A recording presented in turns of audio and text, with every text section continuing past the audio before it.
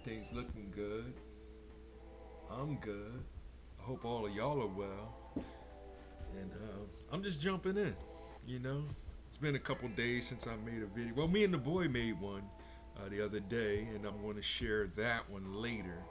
Um, but it's been a while since I did one solo. Actually, I did two this week with the boy, with the adolescent. I'm gonna stop calling him my son a boy. He's a teenager now, so I'm gonna call him the adolescent. You know, the adolescence, the adolescent. Today, this is program number 435. Even though I'm gonna release that one after this one, so that'll be a 436, 437. Y'all know me, I'm counting them, but I'm not counting them. I'm doing little videos in between, but this one is going to be officially 435, and I got a title for it. What is this here? Brandon's breath is final. Oh, geez, I'm bugging with this one, right? Brandon's breath is final, fraudulent, and wild. Brandon's breath is final, fraudulent, and wild. I guess I'm doing the thing on the gameplay. Like I got Final Fantasy Tactics running. Well, the latest version of it running on the screen right now for y'all. It's just looping, and I'm gonna play a little bit of Breath of the Wild. So, that's where that Breath in the Wild coming from. And of course, I'm talking about Brandon Johnson. I'm staying on code. I mean, on topic, because the two main people that I've been talking about is Brandon Johnson and Eric Adams. Eric Adams, the mayor of New York, who had to step down for Mandani. I'm not sharing anything about him today, but we are, I have been sharing videos of him claiming that he is the head of the NOI. Of course, being a black Americans, we always recognize that as being the black Muslims or the Nation of Islam or the gods in the earth or the 5%ers, right? Because we Americans, right? Somehow that's now the nation. NOI is now the nation of immigrants. So I shared the video of him saying that the other day, and Kamala and what's his name? Biden has been saying the same thing, and it's something that's keep coming out of the Democratic Party.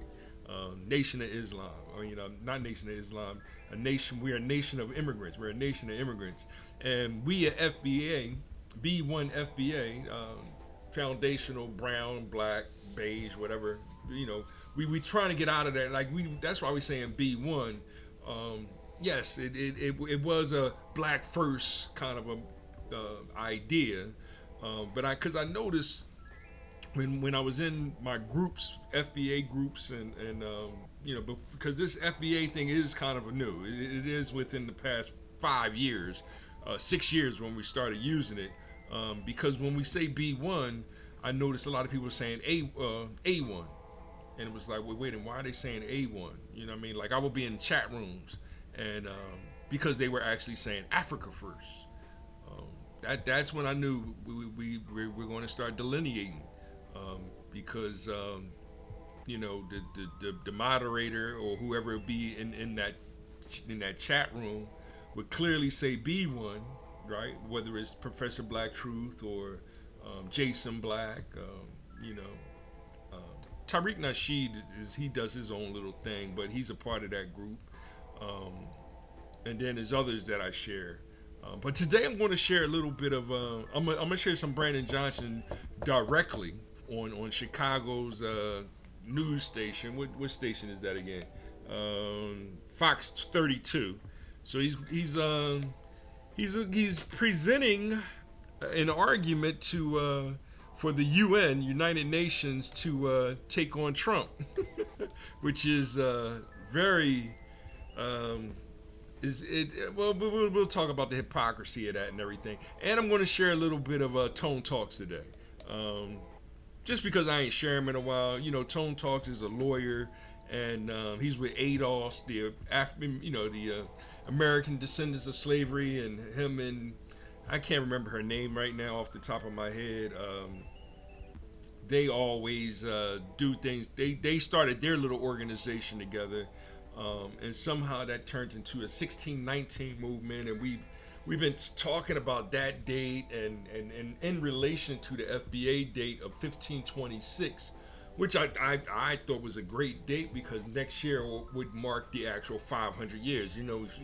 We always keep hearing 500 years of slavery, but 1526 represents the first African, or should I say, the first slave revolt from an early colonization in the Carolinas. All right, so we'll get into more into that history of that. So this was 1526, which is like right around the corner since 1492. So it was showing how fast it moved and how the story was kind of fictitious of Christopher Columbus being the one to quote unquote discover America in 1492. And what his notes actually showed was that it was already not just tribes of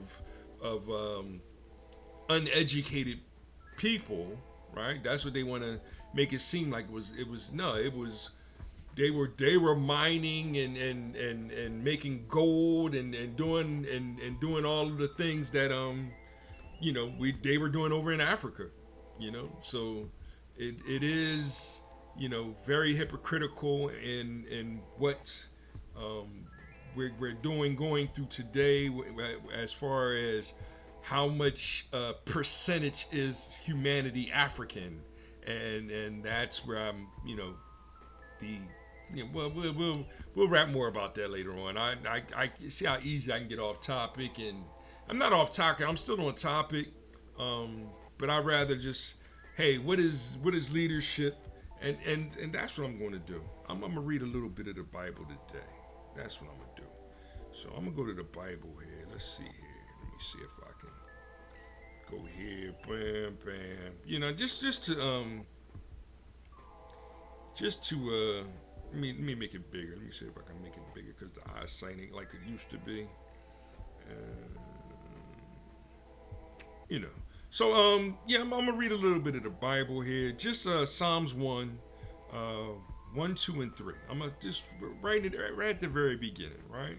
Happy, and this is coming from the International Children's Bible, right? So I'm keeping it, for the children, right? I wish I could make it bigger right off the fly, right? But oh well, I'll do my best. See if I can see it real good. Okay, happy is the person who doesn't listen to the wicked, right? Happy is the person who doesn't listen to the wicked. He doesn't go where sinners go. He doesn't do what bad persons do. He loves the Lord's teachings. He thinks about these teachings day and night. Is that it? One more. He is strong like a tree planted by a river. It produces fruit in season. Right? That's good enough. He leaves, never dies. Everything he does will succeed. Okay. That's it. And he loves the Lord's teachings. And that's where it's, they titled it The Two Ways to Live. And we'll just end it there. Because we trying to, get this leadership thing down. And that's why I'm talking about the two. And then I looked up the mayor of Detroit, and there's a female mayor. We'll talk about her. She's going to be the new mayor of Detroit. She says she's black, so she's FBA, and that's where we're trying to get into our definitions of what does black really mean. Like I said, hip hop is an American culture created by the children of the 1960 civil rights movement. So when I'm talking about black, I'm talking about Malcolm X, Martin Luther King. I'm talking about the Nation of Islam and the black Christians. I'm not talking about white white national Christian, right, white Christian nationalism, and that's where um, Tucker Carlson and rest in peace Charlie Kirk, but a lot of these it is a woke movement of you know white Christian, like why are y'all doing that? Because we're still doing the same thing when it comes to even Christmas, like Santa Claus is white, and white superiority over or white supremacy. Like now we're talking about psychological ideologies, and that's where it's like put the brakes on because we're actually talking about warfare, especially if you're talking about ideologies without God. That's why I wanted to share a little bit of the book, and we'll share some more of it. And I'm coming from not a metaphysical position, but I'm coming more from a epistemological position, should I say. I want to say methodology, but concepts. Um, and there it is. There it is right there. How much time was that? I'm not wasting your time. I'm trying to catch y'all up. That was 11 minutes or so. Because I'm trying to keep things under 30 minutes. I'm going to go right into this video real quick. And that way, where my pointer at? That's why I need to get some. I'm gonna get me a nice little what's the name? I can just hit a button and then I can stop that music right there, and then I hit a button to stop my mic, and then I'll go right into the video, and I'll be right back because this is going to be the mayor, and then I'll say a little couple things after he raps, and then we'll go right into Antonio Moore and everything. So I'll be right back.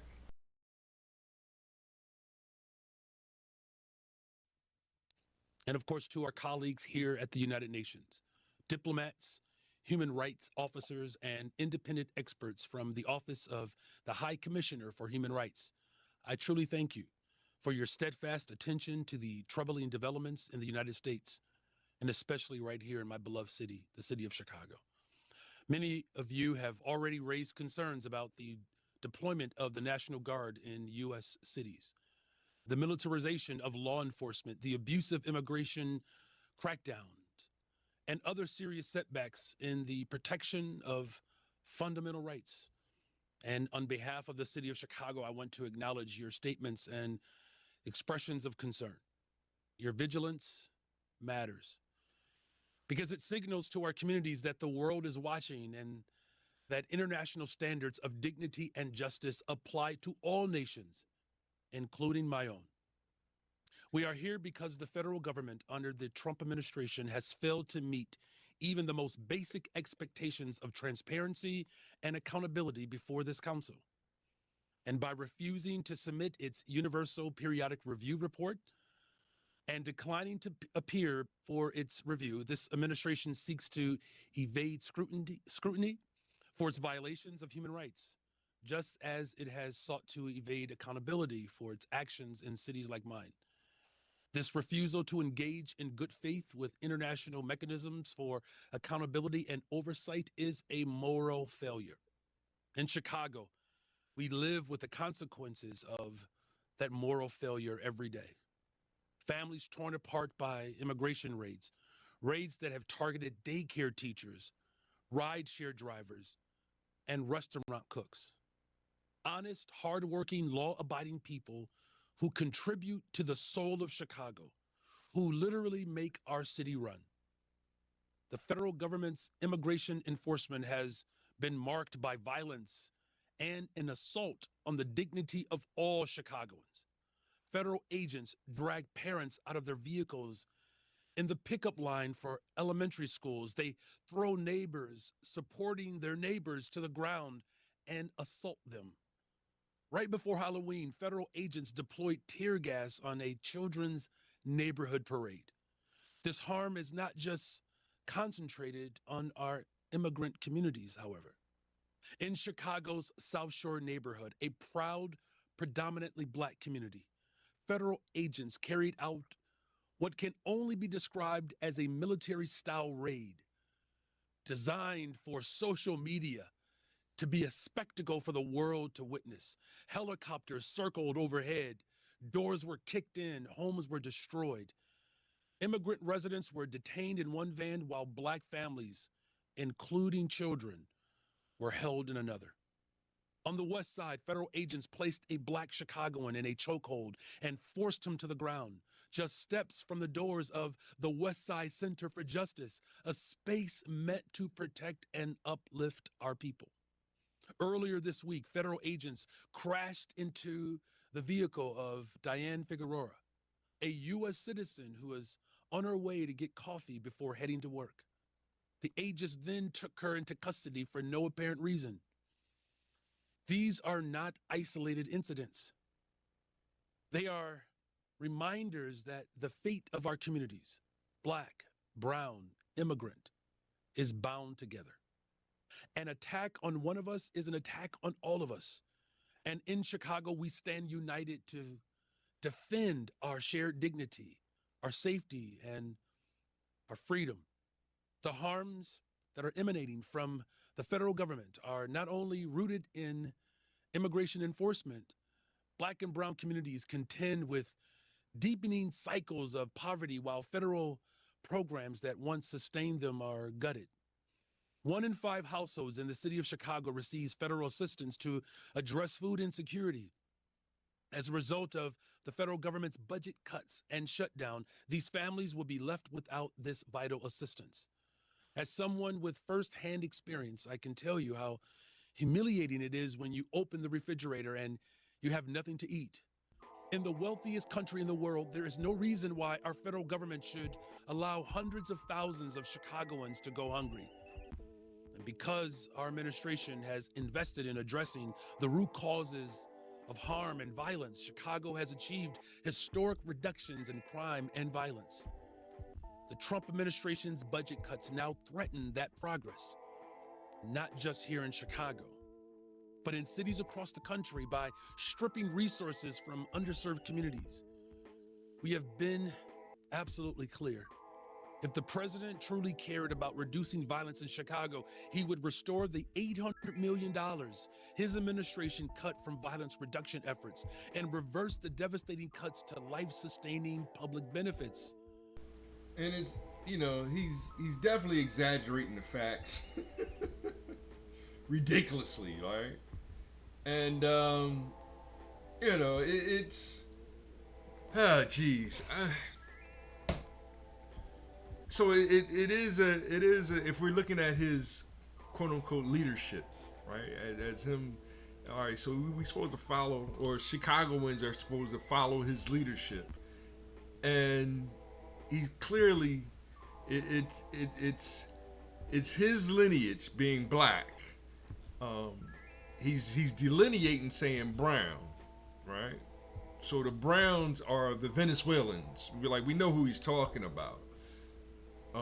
Who that's who ICE is going after, and so he's including his black foundational black FBA Chicagoans in his fight with Trump when we're supposed to be working together, but he's presenting it with in front of the UN to help him, right? Like, it's so many violations, and he's a mayor. That's it.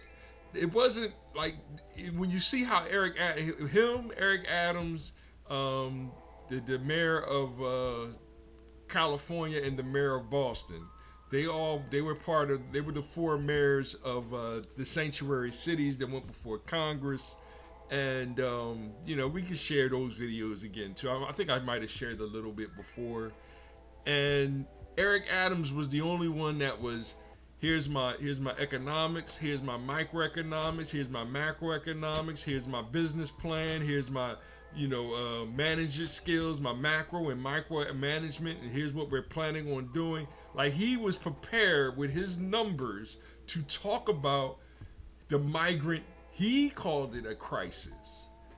That's not what Brandon is doing. Brandon is attacking. So that's when Eric Adams got indicted for being on the side of the Republicans, and that's where this whole left right and thinking that the voters are left and right. We know you're just a voter. Just because you're registered to be a Democrat, you're just a voter. You're not left or right.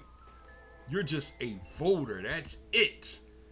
So if the Democrats go down, if they completely go bankrupt, boom, and a new political party comes to be the quote unquote opposite of what the Republicans is doing, it's not about trying to destroy the Republicans. It's about they like to call it bipartisanship. That way they can only there's only two political parties, but you need at least four colors, four ideas, four methodologies, four concepts in order to have a country, in order to have a nation, in order to have, in order to create patriotism. You need an army, you need a Marines, you need a Air Force, you need four different, like what's the other one? I can't remember, right? Army, Air Force, Navy, right?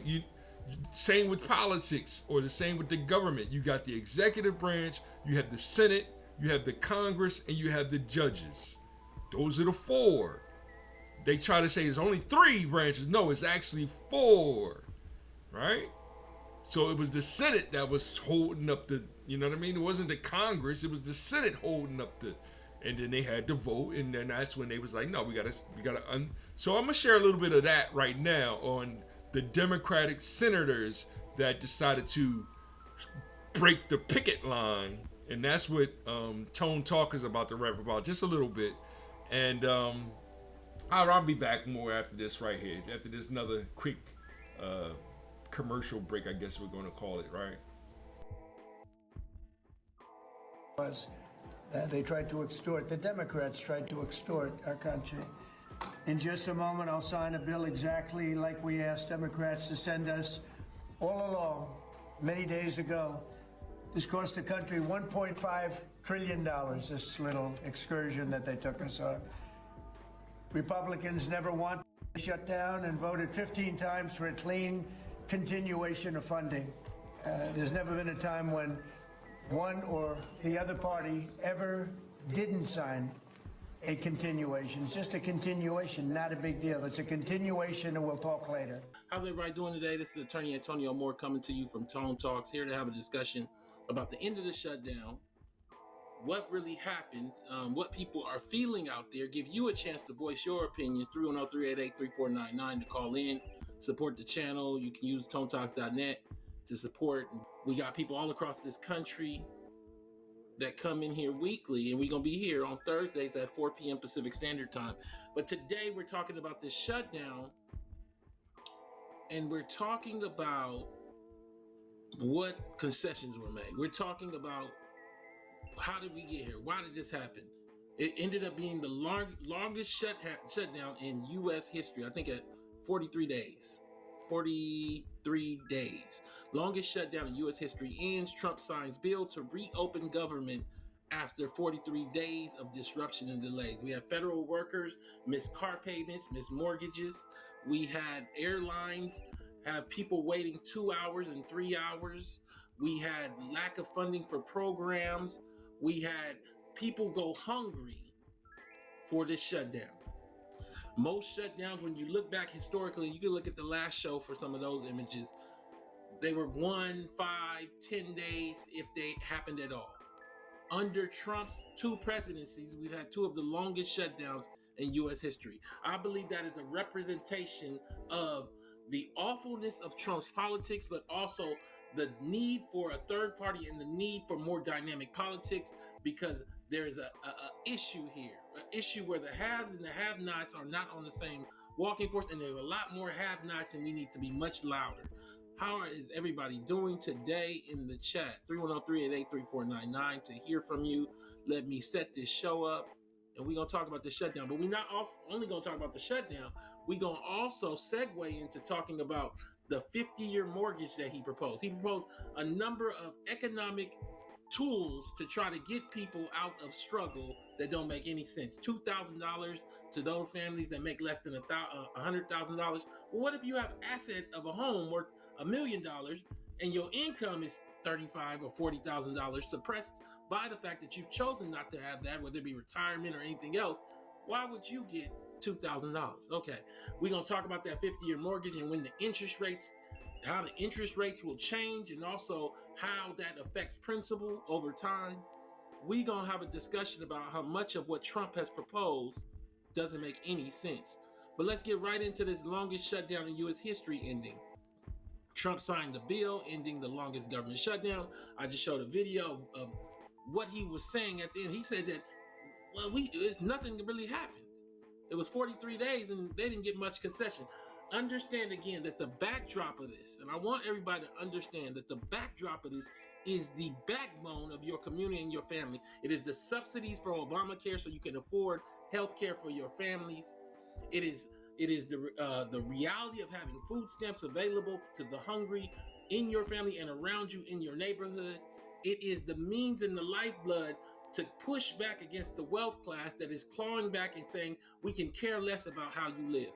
That is the fight that was the backdrop of the shutdown, and that is the question: did the Democrats fold before they got enough of a pushback on all of the cataclysmic policy? I talked about how they went down from 18 years old to 14 years old for able-bodied people with a child to get SNAP food assistance. Why would you give SNAP to a person with a 14-year-old, but not a person with a 15-year-old? Huh. Okay. The U.S. government will reopen. He signed it. Chris said they folded big time. Okay. So it was some rogue senators that went out and folded. And we have 18 tweets that sum up how upset people are with the Democrats who sided with Republicans. Now, me, myself, I'm far left. Yes, and that's where I ended it, with him talking about he's far left. Like, that's the problem, yo. Like, that's his problem, you know? Jeez. I guess I can cut the. Let me see here. Jeez. I'm not frustrated. It's, you know, it's just corny to me. And that was 30 minutes. As you can see, I got Breath of the Wild. I wanted to do a little gameplay. It's already 27 minutes in, and you know, cause that's how I really enjoy playing the game with my son, and you know, cause that's what it's about. All this, you know, all of this arguing over because him saying that he's a left is troublesome, because it's like you're pigeonholed to the Democratic Party. He's the one that's talking about some down ballot, you know. So he down ballot Democrat.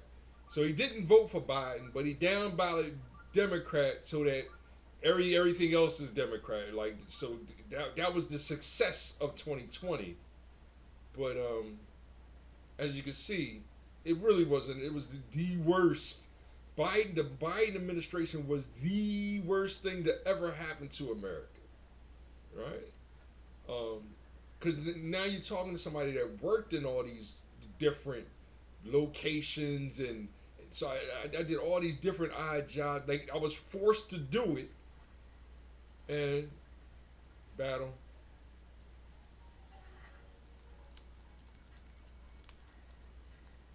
I'll do this. I ain't got no weapons set. Oh, gee. So, you know, it's I mean, we already rapped about this over and over again. It's a waste of my. Oh, jeez, I'm getting frustrated. Antonio Moore frustrates me because he's a lawyer. We need him in the courts, right?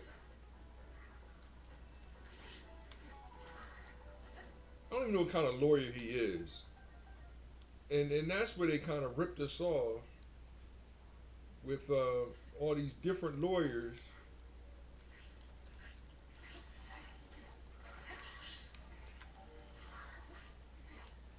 There you go.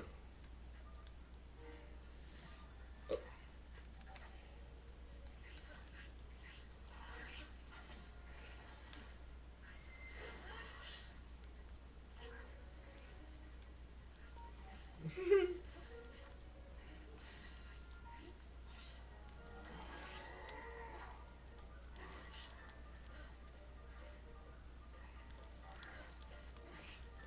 oh, he's a white one.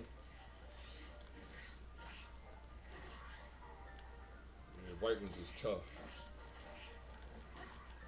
Cutting down trees to fight you, boy. And anybody that knows the game know I'm horrible. I gotta get my skills back.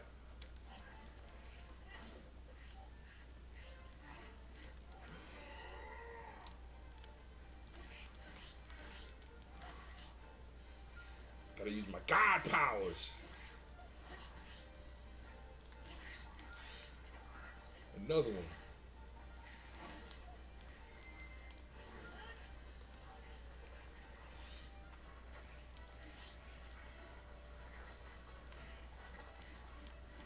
There it is. So yeah, I mean, I don't feel like talking. Like, you know, you can't talk religion, politics. Master Sword is dying on me.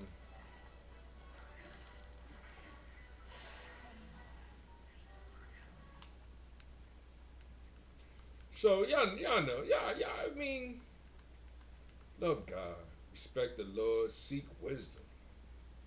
Right? That's what it's about.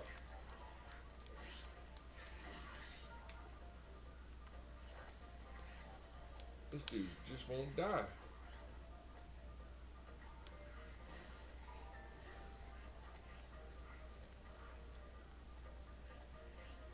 That weapon died. That was a weak weapon anyway. 24. What should I use? That's only 14.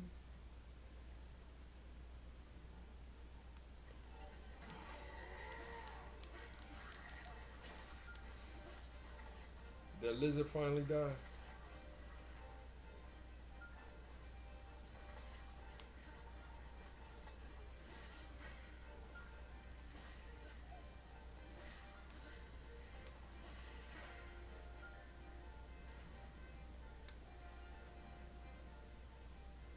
There it is.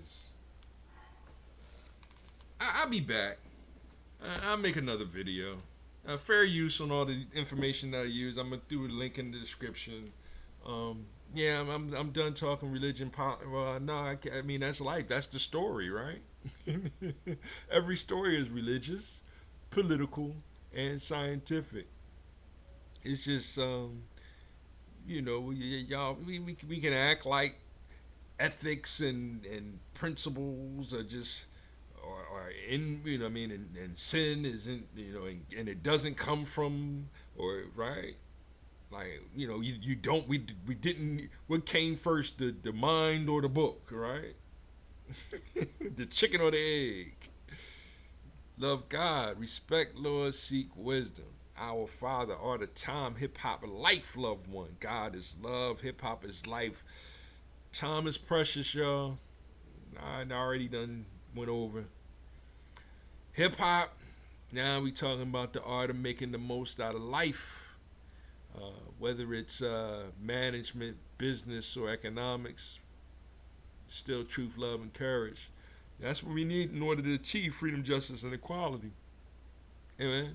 To finally get to harmony, happiness, and peace be unto you all. This is Volatile Modulus Tautology. I'll be back with more knowledge, and knowledge is the mind. Knowledge should begin until I finish this song, cause the rhyme gets rougher as the rhyme goes on. You sweat as you step about to get hype, or should you just listen to the man on the mic? You're physically here with me, but how could you tell if it's meant to be hip hop if you're not mentally as well? Shout out to Rock Kim, to Karis One, EPMD, Nas, Jay-Z, I guess. We'll be back. Peace.